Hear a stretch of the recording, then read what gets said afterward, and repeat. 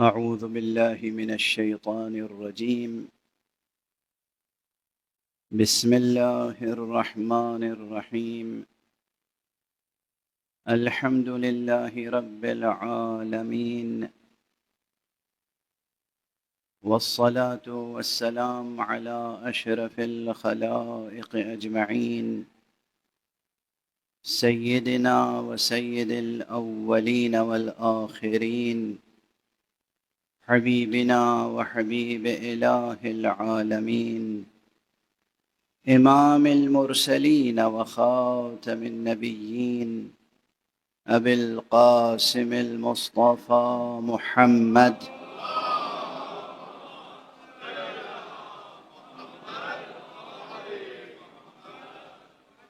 وعلى أهل بيته الطيبين الطاهرين الهداة المهديين المعصومين المظلومين، واللعنة الدائمة على أعداء الحق والدين. أما بعد، فقد قال الله تعالى عز اسمه في محكم كتابه ومتقن خطابه: بسم الله الرحمن الرحيم. لو أنزلنا هذا القرآن على جبل لرأيته خاشعا متصدعا من خشية الله، وتلك الأمثال نضربها للناس لعلهم يتفكرون. صدق الله العلي العظيم.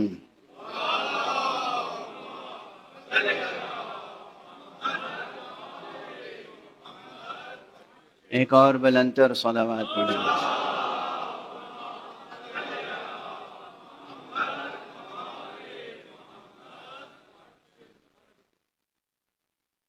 قرآن حکیم کے سورہ مبارکہ حشر کی 21ویں آیت سرنامہ قرآنی کے طور پر اختیار کی گئی ہے اس موضوع پر گفتگو کے لیے کہ امام حسین اور مقاصد قرآن. کل کی تمہیدی مجلس میں نے گزارش کی آپ کے سامنے یہ بات کہ مقاصد قرآن کا عنوان بہت اہم عنوان ہے، یعنی محتم بالشان عنوان ہے،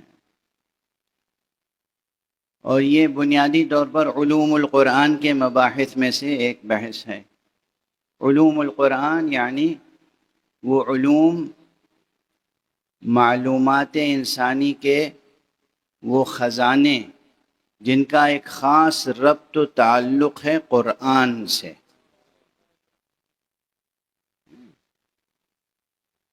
ویسے تو علوم القرآن کے تعلق سے بھی کام بہت ہوا ہے، مگر جتنا کام ہوا ہے اس سے کہیں زیادہ ابھی تشنگی باقی ہے.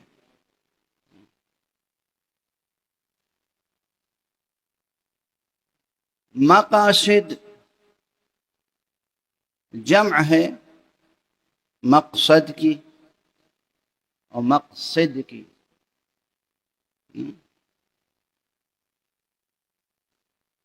اور اس کا جو روٹ ورڈ ہے وہ ہے قاف صاد دال، اسی سے ہے قصد. قصد کے کلمے سے غالباً اردو کے لوگ زیادہ تر مانوس ہوں گے. بھائی کہاں جانے کا قصد ہے؟ مبارک ہیں وہ لوگ جن کی زندگی کے مقاصد میں یہ قصد بھی شامل ہے کہ وہ مجلس حسین میں جاتے ہیں.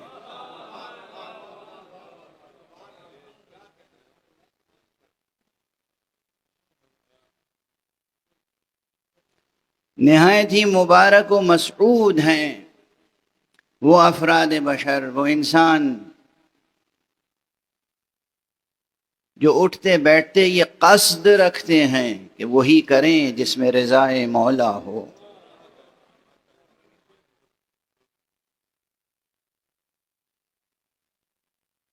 یہ قصد،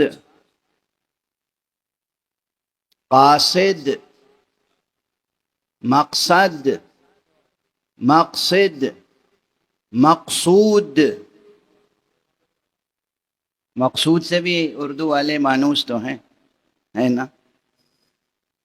یہ تمام الفاظ ایک ہی روٹ ورڈ سے ہیں، یہاں تک کہ اقتصاد۔ ایک صلوات پڑھ دیجئے محمد علیہ۔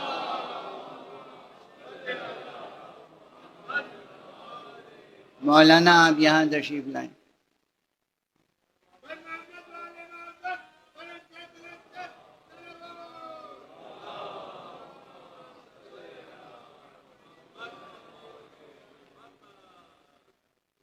ماشاءاللہ علماء کی تعداد مجلس میں بڑھتی جا رہی ہے، اور پہلے ہی سے علماء اور اہل علم، اہل فضل، اہل دانش، اہل فکر تشریف فرمائیں۔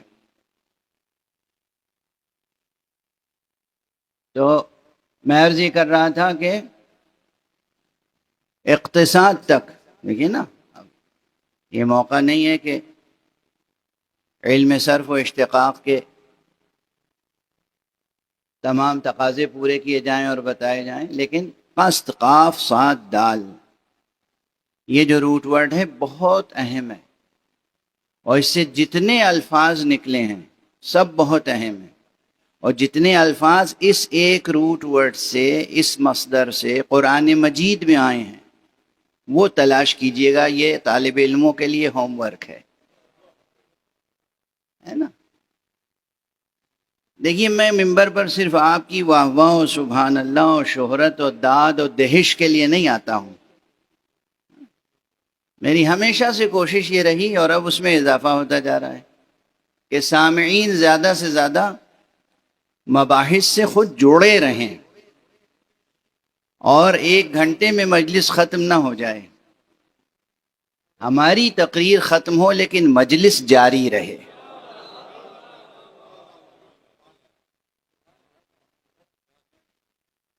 مجلس کا سلسلہ جاری رہے۔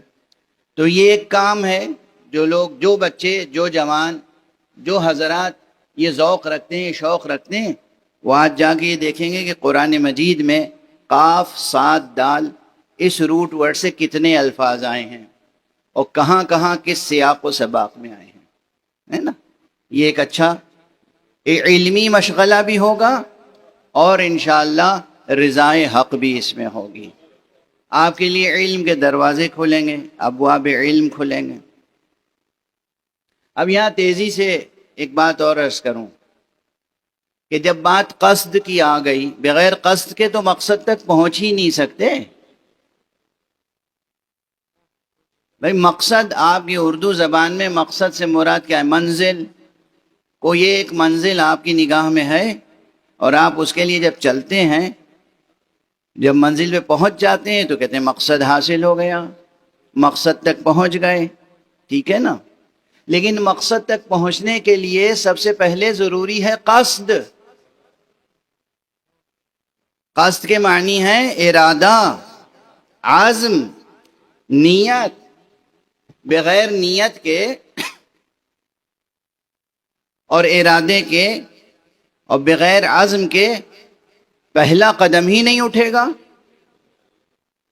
تو منزل کیسے طے، راستہ کیسے طے ہوگا؟ اور جب راستہ طے نہیں ہوگا تو پھر منزل پہ کیسے پہنچیں گے؟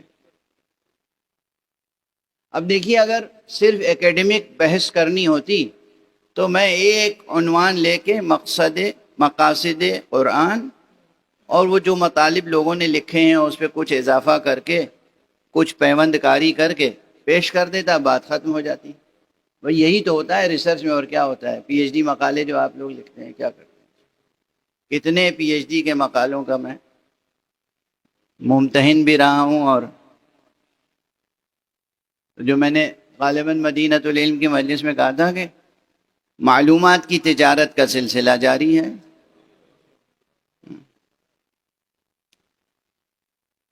لیکن یہاں میرا مقصد یہ ہوتا ہے کہ علمی تقاضے بھی پورے ہوتے رہیں، اور صرف کلاسیکل انداز سے ایک تحقیقی مقالہ نہ پیش کروں، بلکہ اس میں زندگی سے جڑی ہوئی باتیں ہوں، ہماری اور آپ کی زندگی سے جڑی ہوئی باتیں ہوں۔ اس لیے میں عرض کر رہا ہوں کہ یہ جو موضوع ہے نا، مقاصد قرآن، حسین اور مقاصد قرآن، یہ ایک خالص علمی موضوع بھی ہے اور عوامی موضوع بھی ہے،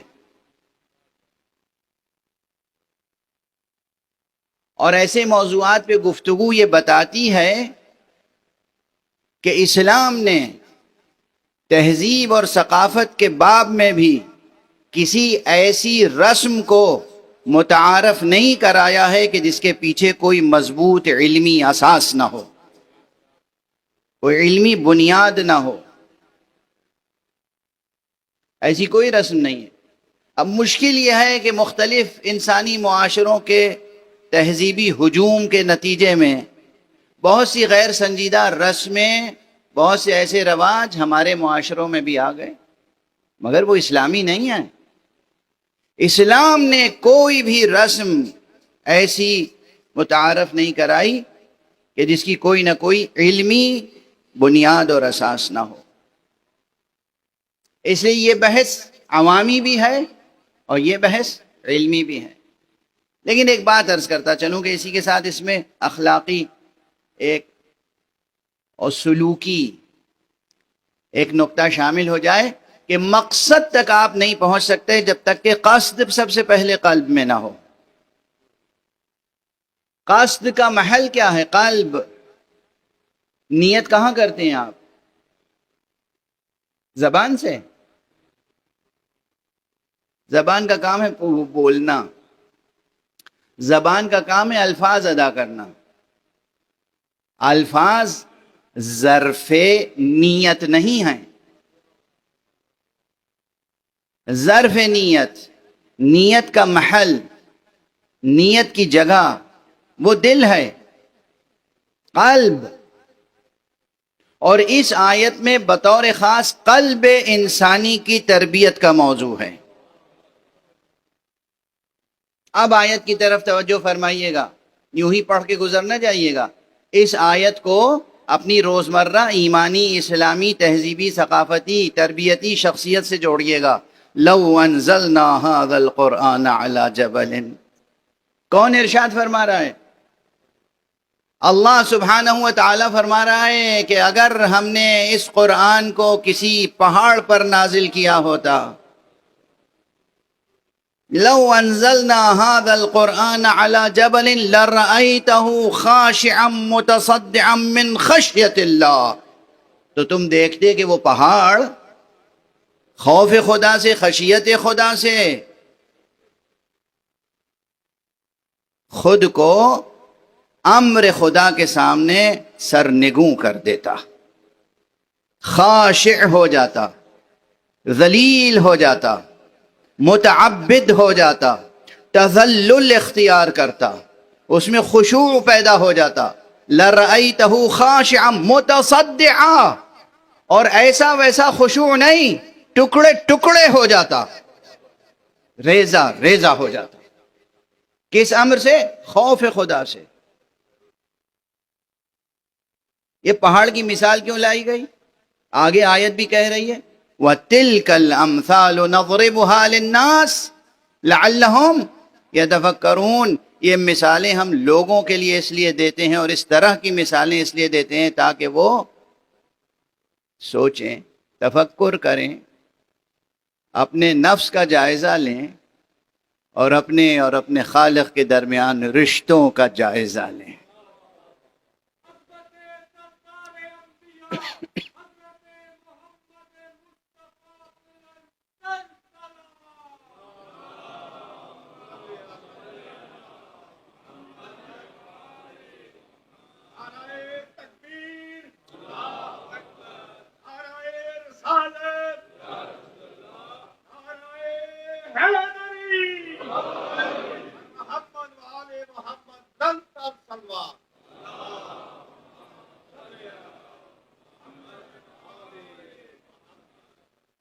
علماء تشریف فرمائیں حوزوی بحثیں چھیڑنے کا محل اور موقع نہیں ہے، کہ یہ جملہ جو ہے لو سے شروع ہو رہا ہے تو شرطیہ جملہ ہے، لیکن شرطیہ ہے تو کیسا جملہ ہے، کون سا جملہ ہے، کون سی شرط ہے، کیسی شرط ہے؟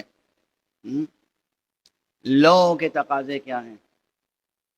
اب یہ لام واو لو عربی میں اس مقام پر جو آیا ہے وہ اس لیے آیا ہے کہ آپ کی قلب مبارک کی جو امید کی شمع ہے اس کی لو بھڑکا دے۔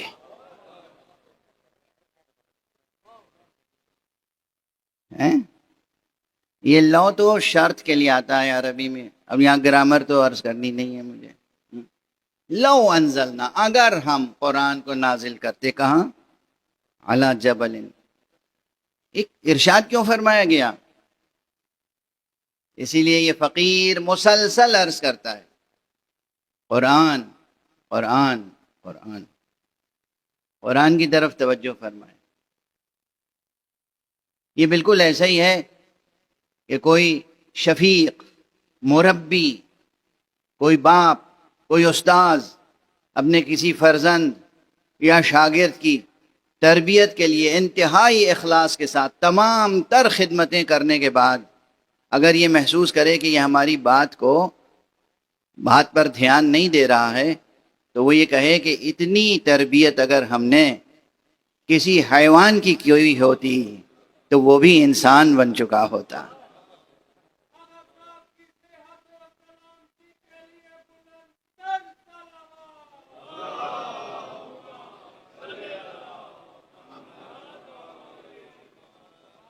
دیکھو، ہم نے جتنی دل سوزی سے، جتنے اخلاص سے، جتنی محبت سے، جتنی توجہ سے تمہیں اچھی باتیں بتائیں، اچھی باتیں سکھائیں، اگر یہ باتیں ہم پتھر سے بھی، دیوار سے بھی ہم کھڑے ہو کے یہ باتیں کرتے تو دیوار میں بھی جان پیدا ہو جاتی، در و دیوار میں بھی حرکت پیدا ہو جاتی، در و دیوار میں بھی دل سوزی پیدا ہو جاتی۔ اور یہ تمہارا دل کیسا دل ہے کہ نرم نہیں پڑتا؟ اور ہمارے یہاں تو اس آیت کا اصل میں جو مقصد ہے وہ ہے قلب انسانی کو متوجہ کرنا، انسان کے دل کو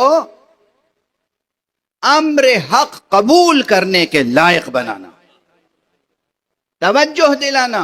ارے یہ قرآن ہے، اللہ کا خطاب ہے اور تم سے خطاب ہے۔ اب یہ کیا عرض کروں، ایک کے بعد ایک سنگین، نہایت سنگین علمی حوالے آ رہے ہیں ذہن میں، تو عرض کر کے آگے بڑھوں۔ اب اس فرقے کا کیا کریں گے، اس گروہ کا جو کہتا ہے کہ ہمارے لیے ظواہر قرآن حجت نہیں ہے۔ اور ہمارے یہاں یہ جو کہتے ہیں کہ قرآن مجید کی آیتوں سے براہ راست ہم کچھ استفادہ نہیں کر سکتے، اگر ہم قرآن مجید کی آیتوں سے براہ راست استفادہ نہیں کر سکتے مطلقاً، تو پروردگار عالم نے قرآن مجید ہمارے لیے نازل ہی کیوں فرمایا؟ بعض ایسے چینلز ہیں دن رات اس پہ یہ گفتگو ہوتی رہتی ہے براہ راست، یعنی دو متضاد رویے ہیں، ایک یہ کہ ہم قرآن کے علاوہ کچھ نہیں سنیں گے، دوسرے کہتے ہیں ہم حدیث کے علاوہ کچھ نہیں سنیں گے۔ اور ہمارے اگر یہ طے ہو جائے کہ قرآن مجید کی آیتوں میں، اس کی عبارتوں میں جو باتیں کہی گئی ہیں براہ راست ہم اس سے استفادہ کر ہی نہیں سکتے، تو پھر اللہ نے خطاب کیوں فرمایا؟ یعنی خطاب تو نبی سے ہے، خطاب نبی سے ہے، سارے قرآن میں خطاب نبی سے ہے، کہیں یا ایھا الناس آیا ہے کہ نہیں؟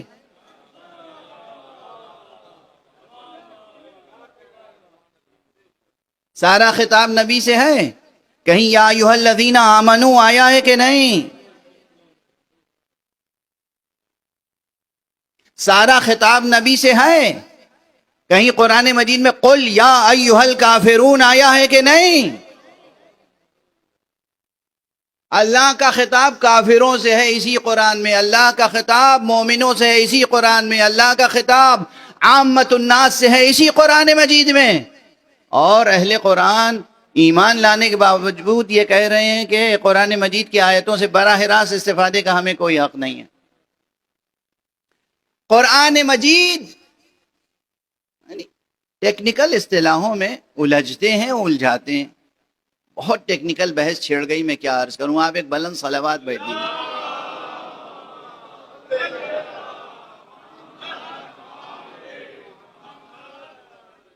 میں کسی خاص مسلک کا نام لے کر حساسیت کو بڑھانا نہیں چاہتا، لب بے لباب عرض کر رہا ہوں۔ ایک گروہ ہمارے یہاں ہے، ہمارے یہاں، اور وہ گروہ یہ ہے کہ جناب قرآن مجید کی آیت آپ کہیں پیش نہ کریں، قرآن مجید سے ہم کچھ نہیں سمجھ سکتے۔ اس حد تک مناظرہ ہوا دو بڑے عالموں میں، انہوں نے کہا قرآن مجید میں جو آیتیں ہیں اس کے ظواہر، یعنی جو عبارت سے مضمون ظاہر ہوتا ہے، یہ حجت نہیں ہے ہمارے لیے۔ انہوں نے کہا بالکل نہیں۔ کہا قل هو اللہ احد جیسی آیتوں کا بھی نہیں ہے؟ کہا نہیں، بالکل نہیں ہے۔ ہم کیا کہ سمجھ سکیں کہ واحد و احد میں فرق کیا ہے۔ دیکھیے کیا شاعری ہوئی۔ ٹھیک ہے، دیکھیے میں عرض کر رہا ہوں، فہم کی سطحیں ہیں، فہم کے تقاضے ہیں۔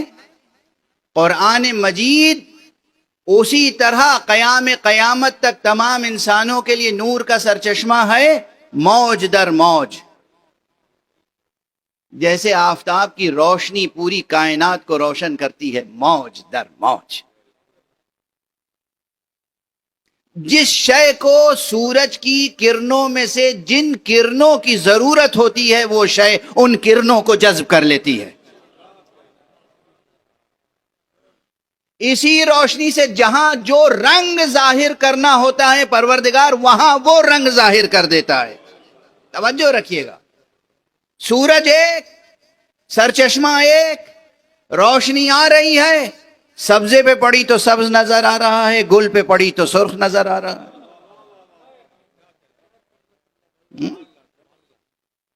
یہی سورج کی روشنی ہے۔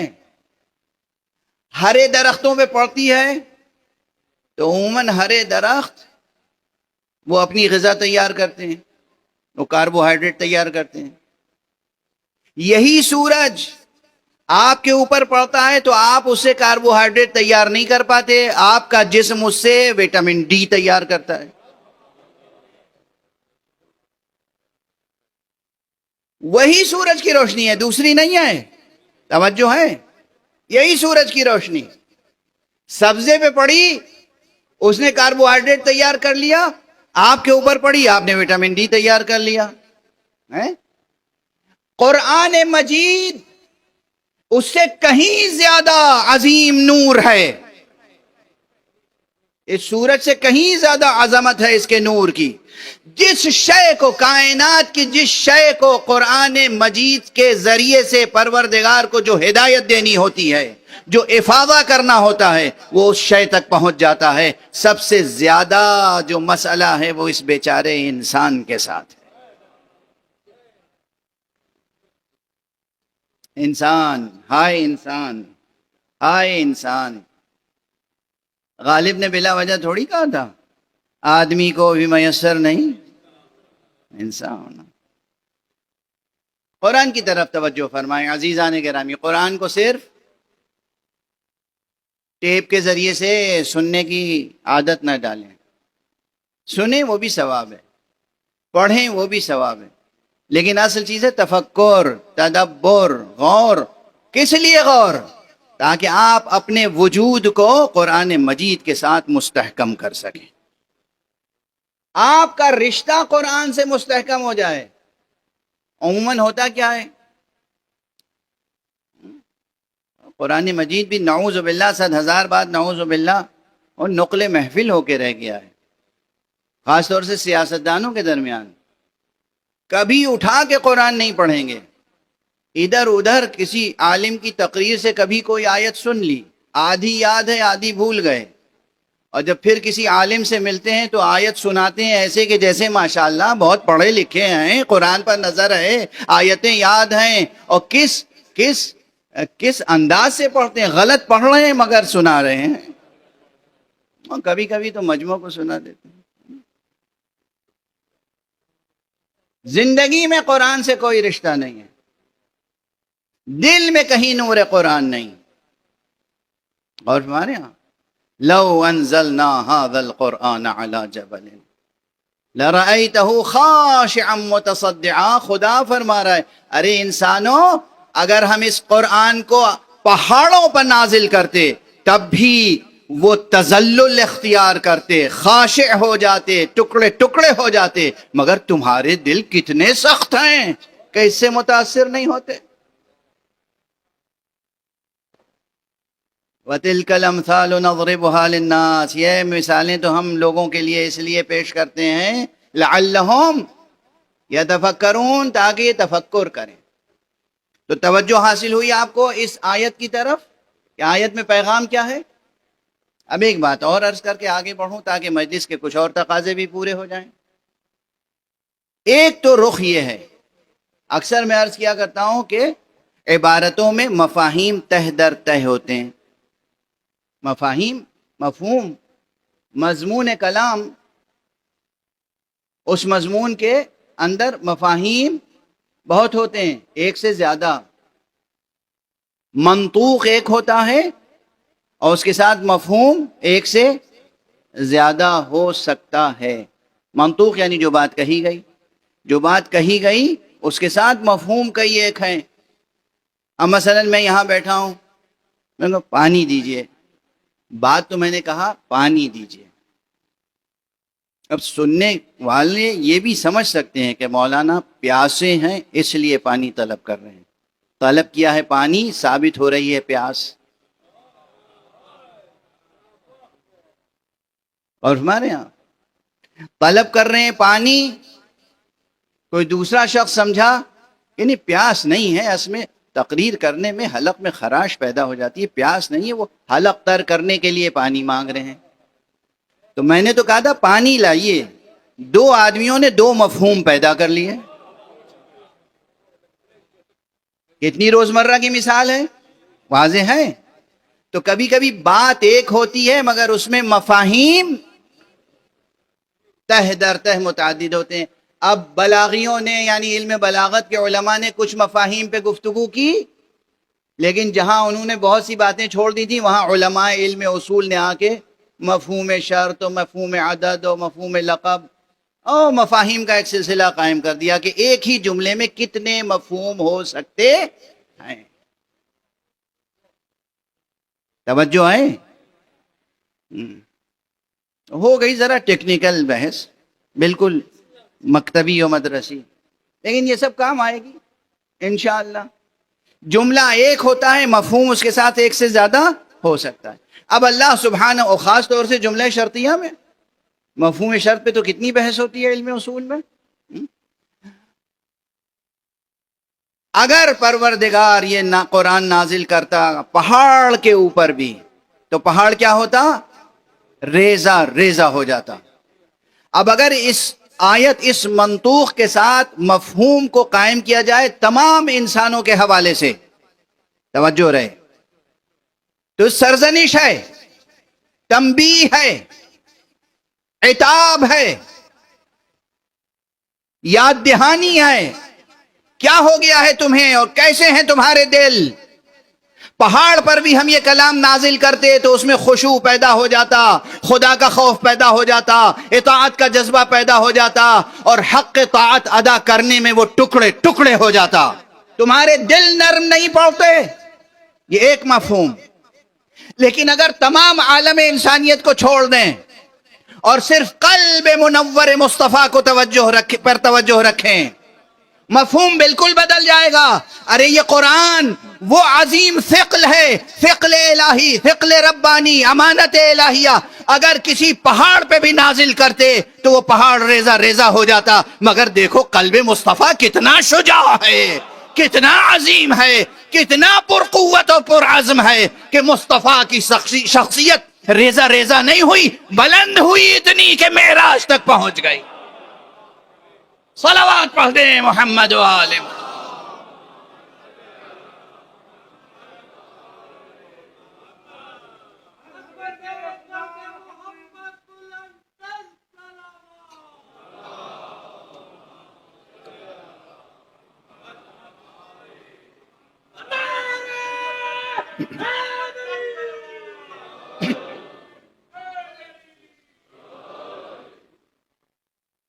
التفات قائم ہے؟ ایک سب مل کر بلندر صلوات پڑھیں.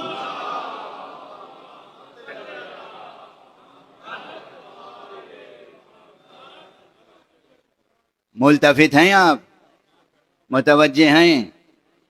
اسی میں جہاں عام انسانوں کے لیے سرزنش ہے، وہیں یہ آیت بہترین نعت ہے مصطفیٰ کے لیے صلی اللہ علیہ وآلہ وسلم.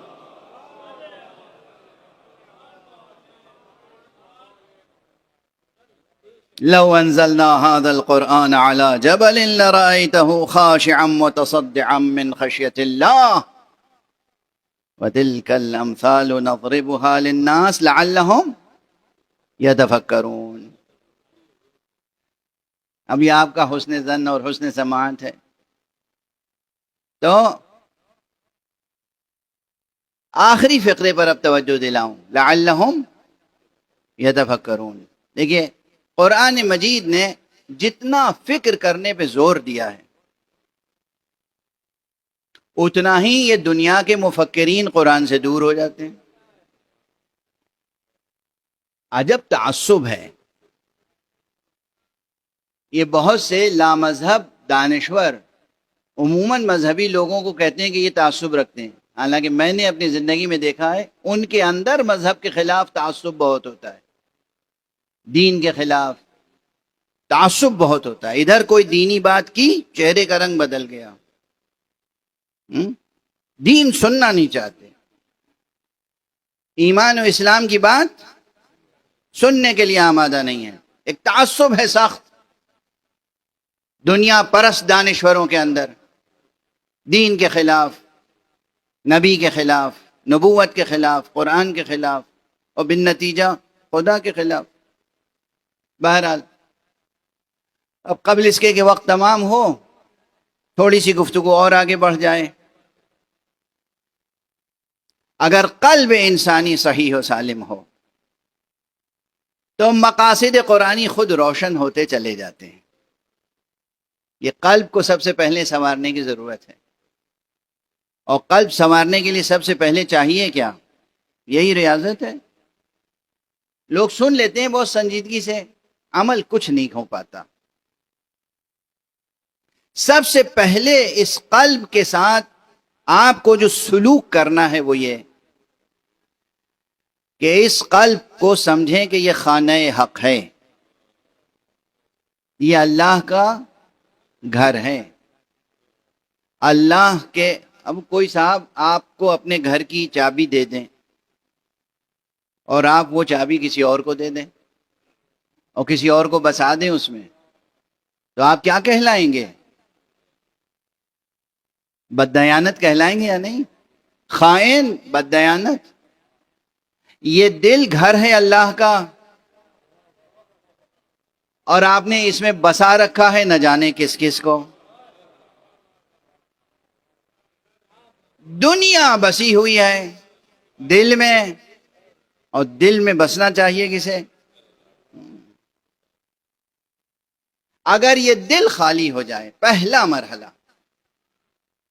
اللہ کی طرف بڑھنے کے لیے، قرآن کی طرف بڑھنے کے لیے، قرآن کی روشنی میں، امامت حسین میں مقاصد قرآنی کو حاصل کرنے کے لیے، رب کے حضور میں سرخرو ہونے کے لیے، سب سے پہلی شرط یہ ہے کہ دل کو حب خدا سے آباد کریں اور اس میں کسی بھی طرح سے غیر خدا کو داخل ہونے نہ دیں، کسی بھی لحاظ سے. ورنہ دنیا کی چھوٹی چھوٹی چیزوں کی محبتیں میں نے دیکھا ایسی بسی ہوتی ہیں لوگوں کے دلوں میں.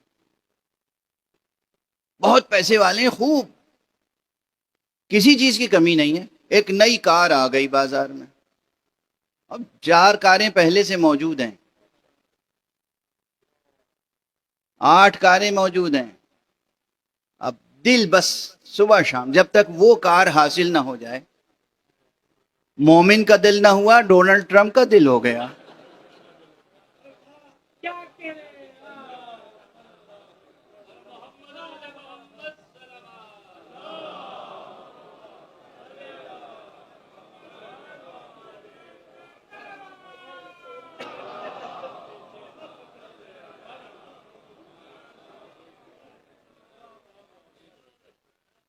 بھئی اللہ نے آپ کو روپیہ دیا، پیسہ دیا، کمائیے، خوب کمائیے، دنیا تسخیر کیجئے، جو آپ کی ضرورت کی چیزیں بہترین طریقے سے اسے پورا کیجئے، اپنی ضرورتوں کو بہترین طریقے سے پورا کیجئے، جو آپ کے لائق ہے، آپ کے سٹیٹس کے مطابق ویسے کیجئے، کوئی ناگواری اسلام کو نہیں ہے، اسراف نہ کیجئے، تظاہر نہ کیجئے، دکھاوا نہ کیجئے۔ اس میں یہ ہے کہ اب آپ کی ضرورت سے بڑھ کر جو کچھ اللہ نے دیا ہے اس کو آپ اپنی ملکیت نہ سمجھیں، اللہ کی دی ہوئی امانت سمجھیں، اور اس کو ان لوگوں تک پہنچائیں جو محروم ہیں، غریب ہیں، مفلس ہیں، نادار ہیں، بیمار ہیں، مریض ہیں، جنہیں امداد کی ضرورت ہے۔ اپنے عیش و تعیش کے لیے، اپنی لذت پرستی کے لیے کوئی غور نہیں کرتا، خزانے سے نکالا لٹا دیا۔ کوئی سائل در پہ آ جاتا ہے تو بہت غور کرنا پڑتا ہے، سچا ہے کہ جھوٹا ہے، تصدیق لایا ہے کہ نہیں لایا ہے، کسی عالم نے ریکمنڈ کیا ہے یا نہیں کیا ہے۔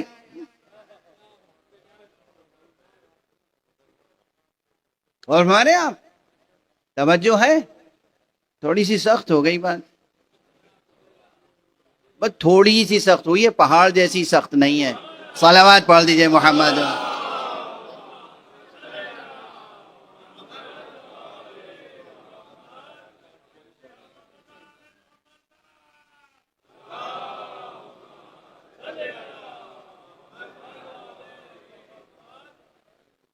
میں نہایت دل سوزی سے عرض کر رہا ہوں،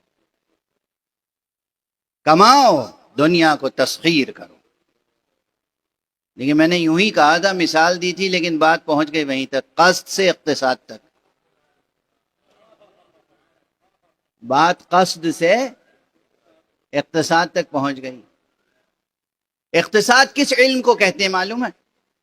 اب آپ کہیں گے واہ مولانا صاحب واقعاً بوڑھے ہو گئے ہیں، 60 برس کے ہو گئے، 60 سے تو کئی برس آگے نکل گئے ہمیں۔ لیکن اب یہاں کتنے لوگ بیٹھے ہوں گے دن رات اکنامکس اور کامرس اور دنیا کی بزنس کی باتیں جانتے ہیں مجھ سے کہیں زیادہ، مجھے تو اس کی اے بی سی بھی نہیں آتی۔ مگر ایک بات کی طرف توجہ دلاؤں گا، اس پر اب اکنامکس کے اسٹوڈنٹس جا کے پی ایچ ڈی کریں، اور پی ایچ ڈی ہی نہیں، پوسٹ ڈاکٹریٹ ریسرچ بھی کریں، کرتے رہیں، اس لیے کہ بہت پہلے ایک جملہ میں نے عرض کیا تھا، ملتیں اور ملک، قومیں اور وطن کھوکھلے مقرروں سے نہیں بنتے، ماہرین اقتصادیات ہیں جو ملکوں کو بناتے ہیں اور قوموں کو بلند کرتے ہیں۔ اچھے اکنامسٹ چاہیے کنٹریز کو، اور ہمارے یہاں خالی مقررین نہیں۔ اب اگر آپ کو دیکھنا ہو کہ اقتصاد اسلامی کسے کہتے ہیں، اسلام نے کون سا نظام اقتصاد دیا، تو تھیوریٹیکلی تو کئی کتابیں لکھی جا چکی ہیں، تقریباً سب میں نے پڑھی ہیں، جو اردو میں لکھی گئیں وہ بھی، جو انگریزی میں عربی میں لکھی گئیں سب میری نگاہ میں ہیں، لیکن عملی طور پر دنیا نہیں سمجھ پا رہی تھی اور قوم مثال نہیں دے پا رہی تھی۔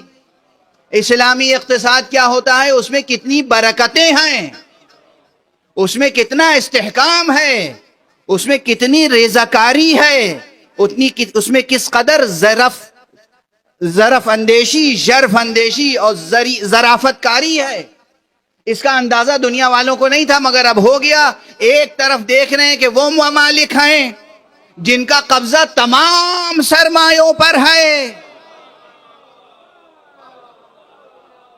ایک طرف وہ ملک ہے جس کو اس کے اپنے سرمایوں سے بھی محروم کر دیا گیا، اور بات 1-2 برس کی نہیں آئے، بات کم سے کم نصف صدی کی ہو گئی۔ نصف صدی کا عرصہ کچھ کہلاتا ہے، مگر تمام تر پابندیوں کے باوجود، تمام تر اقتصادی پابندیاں، تمام تر سیاسی پابندیاں، تمام تر محرومیتوں اور مظلومیتوں کے باوجود، چھوٹے سے سرمایے سے ملک نے اپنے کو اور اپنی قوم کو کس طرح اٹھایا ہے، اور کس طرح ہر میدان میں ترقی کی ہے، چاہے وہ سائنس کا میدان ہو، چاہے طب کا میدان ہو، چاہے سیاست کا میدان ہو۔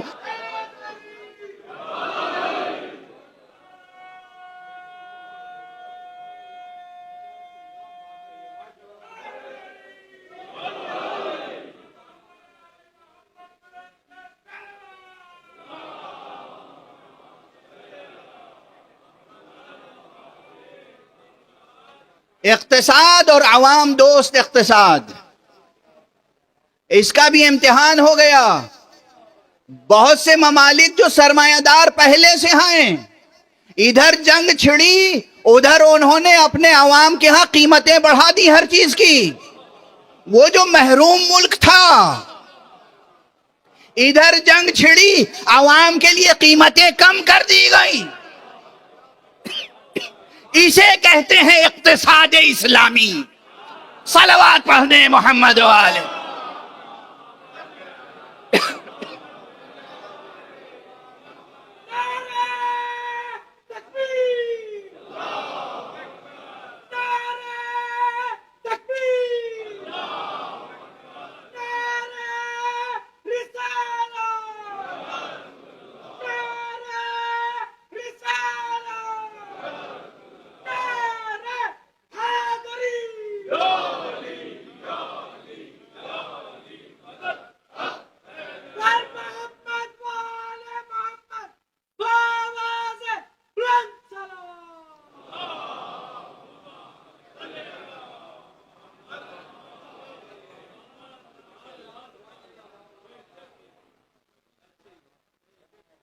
تھوڑی سی پونجی میں بڑے بڑے کام کر کے دکھا دینا، اور اگر سرمایہ ہے اور ضرورت سے زیادہ سرمایہ ہے تو محروموں کی نظر کر دینا۔ یہ صرف کتابوں میں نہیں، جیتے جاگتے معاشروں میں بھی دیکھیے۔ لیکن اب مختلف مثالیں ہیں، اچھی مثالیں بھی ہیں اور ویسی مثالیں بھی ہیں۔ ایسے بھی ممالک ہیں جہاں کوئی کسی قصد سے جائے، مذہبی قصد، میں جان بوجھ کے اصطلاح نہیں لے رہا ہوں، تو اس سے اتنے فیس اور اتنے ٹیکس اور اتنے اخراجات اور اتنے مصارف لیے جاتے ہیں کہ لگتا ہے کہ بس یہ آنے والے زائرین سے جو کچھ مل جائے گا اسی پہ یہ ملک چلتا ہے۔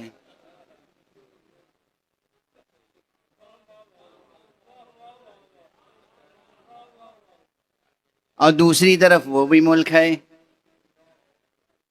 جو آنے والے زائرین سے کچھ نہیں لیتا۔ آپ کو کھانے پینے کے لیے بھی خرچ کرنے کی ضرورت نہیں ہے، قدم قدم پہ لوگ کھڑے ہوئے، پانی پلانے کے لیے کھڑے ہیں، کھانا پیش کرنے کے لیے کھڑے ہیں، لگاتار مسلسل متصل سبیلیں لگی ہوئی ہیں۔ اچھا، یہ دونوں مثالیں آپ کو وہیں ملیں گی جہاں پرچم حسین کا سایہ رہتا ہے۔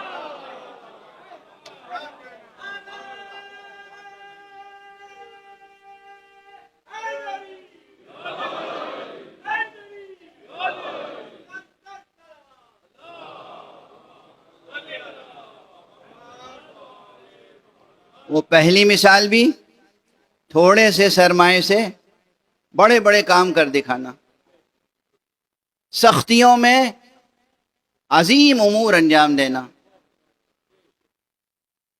کون ملک کر رہا ہے میں نام نہیں لوں گا، مگر اس ملک کی ایک پہچان ہے، جہاں جاؤ علم حسین نظر آتا ہے۔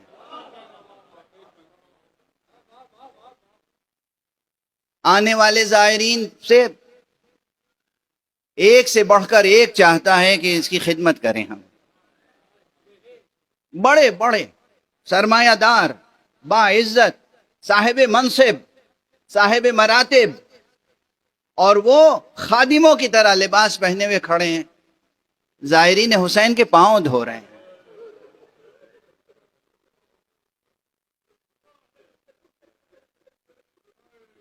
خدمتیں کر رہے ہیں،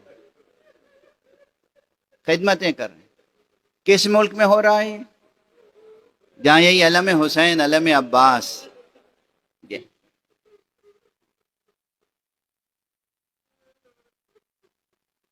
اب آپ کی سمجھ میں آئی بات کہ میں نے یہ عنوان کیوں قائم کیا ہے؟ حسین اور مقاصد قرآن. قرآنی مقاصد کو حاصل کرنے میں کون آگے ہے؟ وہ قومیں جن کے ہاتھوں میں پرچم حسینی ہے. دیکھ لے دنیا، یہ کوئی تعصب کی بات تھوڑی ہے. دنیا میں وہ قومیں جن کے ہاتھوں میں پرچم حسینی ہے وہ مقاصد قرآن کو حاصل کرنے میں سب سے آگے نظر آئیں گی. اس لیے وقت کی ضرورت ہے کہ متوجہ کیا جائے علمی سطح پر بھی عملی سطح پر بھی کہ حسین ہیں جو مقاصد قرآن کو حاصل کرنے میں قیادت کر سکتے ہیں. حسین. آج 2 محرم ہو گئی.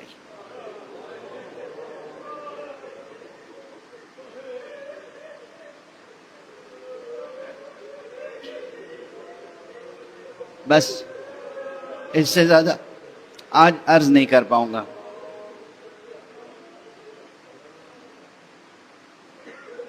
حسین مدینے سے چلے، مکے پہنچے. کہتے ہیں کہ 28 رجب کو مدینے سے چلے تھے، سن 60 ہجری. 3 شعبان کو مکے پہنچے، سن 60 ہجری. یہ 3 شعبان آقا کی ولادت کی بھی تاریخ ہے اور 3 شعبان آقا کے مکے پہنچنے کی بھی تاریخ ہے. 3 شعبان سے لے کر اور 8 ذی الحجہ تک آپ مکے میں رہے. 8 ذی الحجہ کو حج کو عمرے سے بدل کے حج کا عاشق حسین،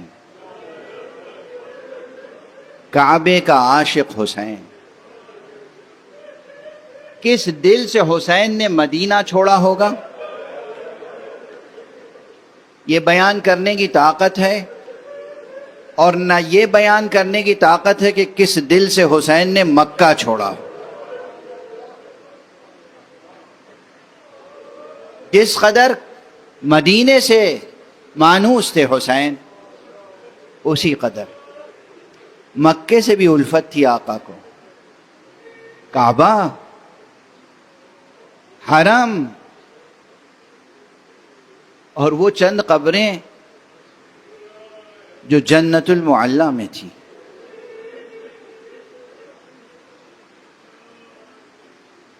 جناب خدیجۃ الکبریٰ کی قبر،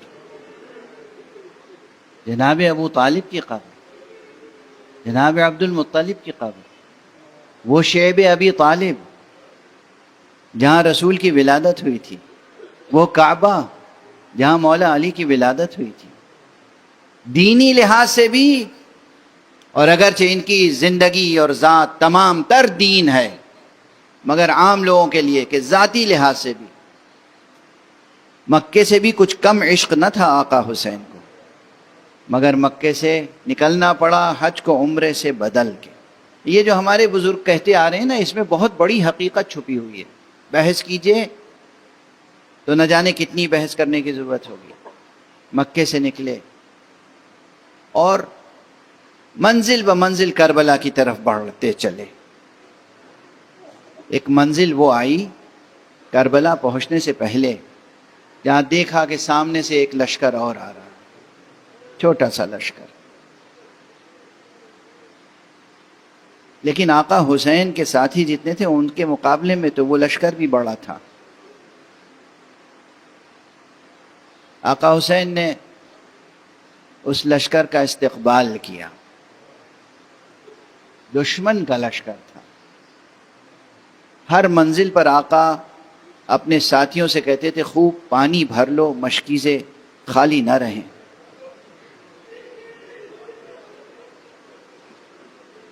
چنانچہ آقا کے لشکر میں پانی بہت تھا، مشکیزیں بہت تھے، بھرے ہوئے لبریز پانی سے. آنے والا جو لشکر تھا لوگوں نے دیکھا کہ سب پیاسے ہیں.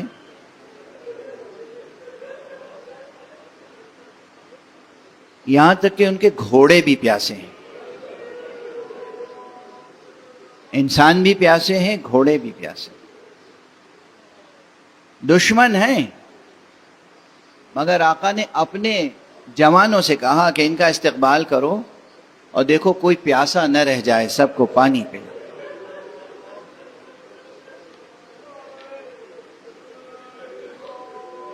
دیکھیے میں کوئی سخن آرائی تو نہیں کر رہا ہوں نا، ہم پر الزام ہے نا سخن آرائی، بات کو بڑھا چڑھا کے مبالغے کے ساتھ بیان کرتا ہوں۔ میں تو ٹوٹی پھوٹی زبان سادہ سے استعمال کر رہا ہوں اور تاریخ کے واقعے کو جوں کہ توں نقل کر رہا ہوں۔ دیکھیے کیسا پھوٹ پھوٹ کے رو رہے ہیں آپ۔ یہ تاثیر ہے ذکر حسین کی۔ جو لوگ آقا حسین سے آشنا نہیں ہیں وہ ان باتوں کو، ان مظاہر کو، ان مناظر کو سمجھ نہیں سکتے۔ اللہ نے آقا حسین کے نام نامی میں اور آپ کے ذکر گرامی میں وہ تاثیر رکھی ہے کہ انسان کی خاک کندن بن سکتی ہے۔ انسان آقا حسین پہ گریہ کر کے ان کے تذکرے کے سہارے سے مقاصد قرآن تک پہنچ سکتا ہے۔ کیا کیا مناظر ہیں اس واقعے میں، آپ سمجھ گئے یہ لشکر کس کا تھا؟ حر کا لشکر تھا۔ اچھا کیا لطف ہے امام کا، کیا کرم ہے معصوم کا، کیا ایثار کا جذبہ ہے اور کیا ایثار کا عملی مظاہرہ ہے۔ جتنے جوان تھے ساتھ میں سب پانی پلا رہے ہیں۔ آپ کرسی پہ تشریف فرمائیں، دیکھا کہ ایک شخص ہے جو اتنا پیاسا ہے کہ اس کی آنکھوں میں دھند چھا گئی ہے۔ پانی پلانے والا مشکیزہ لیے کھڑا ہے لیکن اسے اتنا نظر نہیں آ رہا ہے کہ مشکیزے کا دہانہ کہاں ہے تاکہ وہ پانی پی سکے۔ ساقی کوثر کا لال،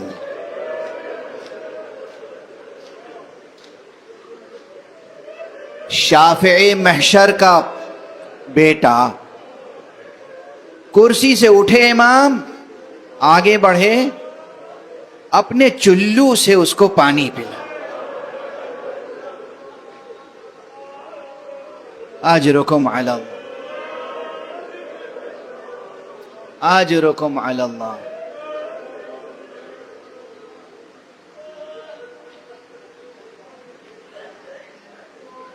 یہ امام جو اس ایثار کا مظاہرہ کر چکا تھا، میں 2-3 فقرے عرض کروں گا۔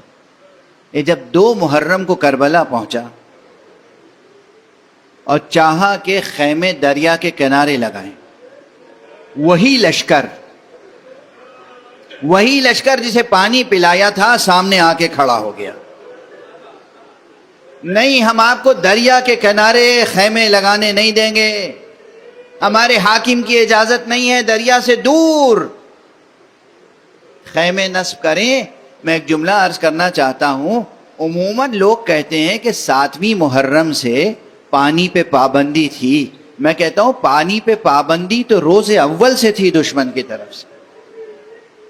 یہ 2 محرم کو جو شرط لگائی جا رہی تھی کہ آپ دریا کے کنارے خیمے نصب نہ کریں، یہ بندش آپ کا آغاز نہ تھا تو کیا تھا؟ ہاں تاریخوں میں ہے کہ آقا کے ساتھ جو اصحاب تھے بڑے اولو العزم تھے۔ زہیر قین، اور پھر جو آپ کے ساتھ بنی ہاشم کے جوان تھے، ان کی شجاعت اور ان کے عزم کا کیا کوئی تذکرہ کر سکتا ہے؟ تاریخ میں ہے کہ زہیر قین کو جلال آیا اور زہیر قین چاہتے تھے کہ اس لشکر سے جنگ کریں، صرف اس بات پر کہ آقا کے خیمے یہیں لگیں گے دریا کے کنارے۔ آقا نے جو یہ محسوس کیا، دیکھا کہ زہیر کو جلال آ رہا ہے اور زہیر بضد ہیں کہ خیمے یہیں لگیں گے۔ ایک مرتبہ خیال آیا کہ اگر زہیر کے ساتھ عباس بھی ہم رائے ہو گئے تو آج ہی قیامت برپا ہو جائے گی۔ بس ایک جملہ عرض کروں، ارباب مقاتل نے لکھی ہے، یہ بات موجود ہے کتابوں میں۔ آقا حسین نے جا کے بی بی زینب سے کہا،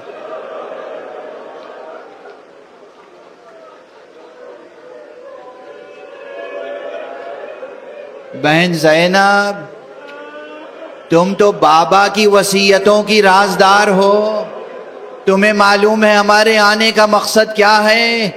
یہ کربلا کی سرزمین ہے، ہم یہ نہیں چاہتے کہ جنگ کا آغاز ہماری طرف سے ہو۔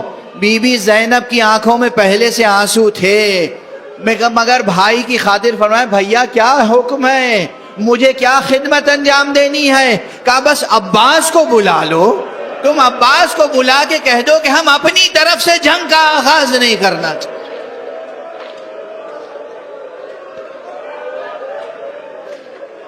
اجرکم علی اللہ، اجرکم علی اللہ۔ بس یہ 3 نام آ گئے، کس قدر تڑپ تڑپ کے رو رہے ہیں آپ، عباس اور زینب۔ کیا دونوں میں ادب و احترام اور محبت و شفقت کا رشتہ تھا۔ آپ کے سامنے وہ منظر آ گیا ہوگا، ارے یہی عباس ہوں گے جب روز عاشورہ جدا ہو رہے ہوں گے اور جناب زینب سے رخصت کے لیے آئیں گے۔ زینب فرمائیں گی بھیا عباس جاؤ، مگر جاتے ہوئے مجھے اجازت دو کہ میں بابا کی ایک وصیت پہ عمل کروں، تمہارے شانے پہ بوسہ تو دے لوں۔ عباس زینب کے شانوں پہ بوسہ دیں گے، زینب عباس کے شانوں پہ بوسہ دیں گی، اور پھر کیا فرمائیں گی؟ عباس مجھ سے کہا گیا تھا کہ میرے بازوؤں میں رسن بندھے گی، مگر سوچتی تھی جس کا عباس جیسا بھائی موجود، اس کے شانوں میں کون ہے جو رسن باندھے؟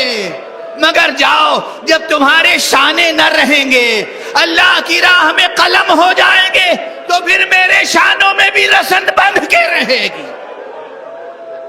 انا للہ و انا الیہ راجعون، رضا بقضائہ و تسلیما لامرہ۔ انا للہ و انا الیہ راجعون، رضا بقضائہ و تسلیما لامرہ۔ انا للہ و انا الیہ راجعون، رضا بقضائہ و تسلیما لامرہ۔ پروردگار ہمیں علوم قرآن اور معارف اہل بیت سے آشنا فرما۔ پروردگار ہمیں توحید حق صمدی اور مقام ختم نبوت اور مقام ولایت علوی کا وفادار رکھ۔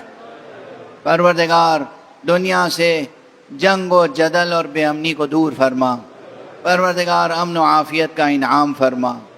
پروردگار رہبر شہید کے درجات کو بلند سے بلند تر فرما، ملت اسلامیہ کو متحد فرما، ولایت علی پہ متحد فرما۔ پروردگار رہبر حضرت آیت اللہ خامنئی کو اپنی حفظ و امان میں رکھ۔ پروردگار اپنے ولی آخر کو اذن ظہور عطا فرما اور ان کے ہاتھوں سے اپنی رحمت و رافت و عدالت کا پرچم لہرا۔